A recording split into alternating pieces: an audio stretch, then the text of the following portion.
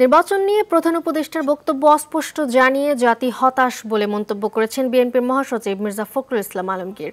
সকালে গুলশানে দলীয় চেয়ারপারসনের রাজনৈতিক কার্যালয়ে সংবাদ সম্মেলনে তিনি আরও বলেন, ফ্যাসিবাদ বিরোধী আন্দোলনে থাকা রাজনৈতিক দলগুলোর সঙ্গে আবার বৈঠক করবে বিএনপি। বেগম খালেদা জিয়ার শারীরিক অসুস্থতার কারণে মুক্তিযোদ্ধা সমাবেশে অংশ নেওয়া স্থগিত করা হয়েছে বলেও জানান বিএনপি মহাসচিব।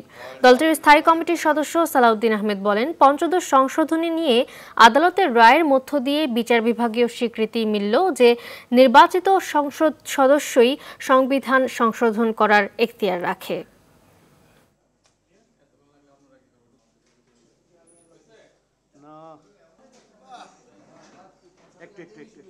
ডক্টর মোহাম্মদ ইউনূস নির্বাচনের সম্ভাব্য সময়সীমা 2025 সালের শেষ অথবা 2026 সালের প্রথম অংশ অনুষ্ঠানের কথা বলেন, যা একেবারেই অস্পষ্ট এবং নির্দিষ্ট সময়ের কোনো উল্লেখ নেই। অথচ তার প্রেস সচিব বলেন 2026 সালের জুন মাসের মধ্যে নির্বাচন অনুষ্ঠিত হবে, যা পরস্পর বিরোধী।